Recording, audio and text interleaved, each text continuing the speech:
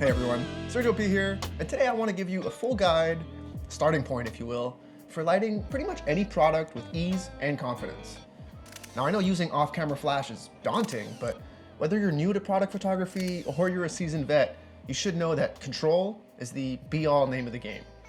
No matter where you are, what you're shooting, and what the conditions are, you need to be able to produce consistent quality of work, at least if you're working with clients. But even if you're just shooting for fun, the knowledge of learning off-camera flash will only unlock more possibilities for you, let you tell your story, and create some kick-ass photos in the process. The first thing you want to do is get yourself a tripod. I know what you're saying, I'm a photographer. I want to hold a camera. I need that tactile response. But in product photography, one of the most important things to creating an image is being able to make subtle changes to your frame until it's perfect. If you're working handheld, I promise you're just gonna mess up your second frame. Just get a tripod, it doesn't need to be super expensive. Just take your budget and spend it on a used one. Be it a C-stand or a tripod, buy something heavy, made of metal, and buy it used. If you've got 200 bucks to spend on a tripod, don't buy $200 brand new. Hunt eBay and your local marketplace for a good deal on like a $400 or $500 tripod that someone isn't using anymore. I'm gonna set up this Flamin' Hot Cheetos scene over here with some props and backgrounds that I just had laying around in my studio. These here specifically are by Propface. I'll leave a link in the description if you're interested in checking out all their cool shapes and backdrops. You can get these shipped out to you already painted if you want a custom color, but I like these white ones that I can use in a bunch of different scenarios. I also added a quick layer of matte clear coat to the bag so that it wouldn't be so reflective, but I also didn't want to put too much so that it would leave it looking dull. We're shooting tethered to Capture One for this, and well, every shoot. I highly recommend you consider switching over to Capture One, or at least pick yourself up a tether cable to really start taking your product photography seriously. I'll expose for the ambient light, so I know where we stand. Be it a living room with big windows, or a dark basement, or you're outside at noon, just find your exposure, and then immediately crush it. Every situation is different, but you want to underexpose your ambient by at least 4 stops, and more if you have any reflective surfaces around, like here on the bowl. It looks like the window was still shining a little light onto the scene around the backdrop, so I closed the blinds and got rid of that last little highlight. You don't want to have any influence from the ambient light to create these images. Like I said, you need to be in total control of every pixel in your image. That's the fun part. Realistically, quick sidebar, that's why I never pursued wedding photography. I shot a ton of weddings as a contractor for a wedding company.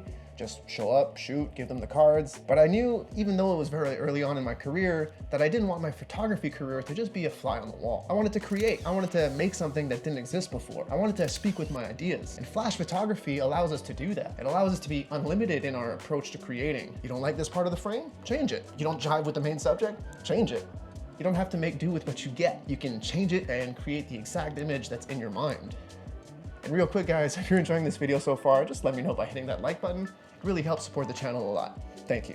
Anyway, we got our black frame here. Now it's just a matter of telling your story. I'll show you an example with 1 flash, 2 flashes, and 3 flashes for anyone who's feeling adventurous in their off-camera flash venture. No matter how many flashes you use, however, I want to implore you all to think about your fill light. To me, that's always the most important factor in determining the mood of your lighting. How much fill is there? And what is the light quality of that fill light? So we have our Cheetos situation here, and I'm going to start with 1 flash to create a general aesthetic based on what I'm looking for. If you've seen my video on the best lighting modifiers for product photography, you'll remember that the relative size of the modifier to your subject will determine the hardness or the softness of the light. Bigger the light source, softer the light. Also, closer the light, softer it becomes. I'm gonna take this mid-intensity spill kill by Strobe Pro. If I put it up right next to our scene, the light is actually big enough to wrap around the subjects, but wouldn't give us enough light to light up the background properly. And we'll get a much more dramatic light fall off from the left side of the frame to the right side of the frame. But see now, if I back it up about 15 feet, now this same light source is able to illuminate my subject and the background. This method of lighting is a little bit more forgiving in that you can move subjects around in your scene without changing the lighting too much, because since the flash is so far back, that light fall off is very even across your frame. So whether your subject is on the left side or on the right side of the frame, it will be illuminated the same amount. That can be very useful, but it's also a little flat. Using that same single light source, however, we're gonna go back to thinking about our fill. Now, if I think of this shadow on the right as being too intense, I can bring in a little white reflector to fill in the shadows a little. I can also bring in a mirror to fill in the shadows a lot. Also, we can bring in a black card and create even more contrast on that part of the frame. By keeping our light source far away, we're evening out the light fall off. But with these black cards, we can start to reintroduce contrast in parts of the image that we want. and lighten up the shadows in different areas, which is very handy when you're dealing with multiple subjects and multiple colors and multiple finishes. Oh, and I forgot to take a shot of my gray card, so I'll just pop that in real quick now that my lighting is more or less finalized, and now Capture One will apply that color temperature to every shot that comes in. Now, what if you have an extra flash and you don't want to light the whole scene with the same light pointing in the same direction? You want more contrast. You want a more 3D look. You want to create something more visually interesting. Well, what we're going to do is bring in a second light onto our background and help separate the scene from our subject. Of course, with a second light, there's a million different ways you can use it. We can have a general fill to increase the overall light of the scene by just firing it off the ceiling, basically turning up the shadow slider in real time. Or we could also use it to add an additional catch light on our subject, for example, at 180 degrees from the main light and firing back towards it, kind of like you would with like a hair light on portraiture. But I'm going to choose to use our second light to shoot towards the background in the opposite direction of our main light. If we look at the scene with one flash versus introducing a second flash onto the background,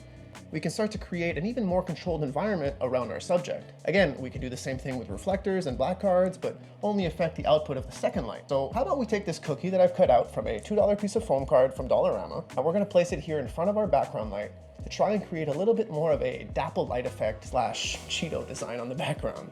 Now, step 3 is optional. Actually, every flash after the first one is optional, really. It's just a matter of control and what story you're trying to sell. But for our third flash, I'm gonna use this projector attachment to create just a little spot of light on the label and try to make it come out, make it more commercially viable, crisp, and ready to stand out when a bunch of copy is written all over the photo.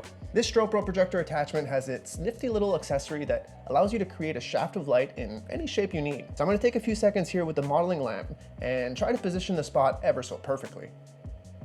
Also allows me to defocus the cookie a little bit so that the edges don't look as obvious and harsh. I don't want this light to scream, "Hello, I'm here, look at me." I just want a subconscious feel that the label is on the brightest part of the image, so your eye naturally gravitates towards the branding. What do you guys think of the final image with all 3 lights? Do you prefer the first setup with just 1 light? Look, if you're still on the fence about learning off-camera flash, check out my video right here on my top reasons for using flash to separate yourself from other photographers. That's how I like to build an image. Thanks a bunch for sticking around. Subscribe for more videos every week, and I'll catch you all in the next one. Peace.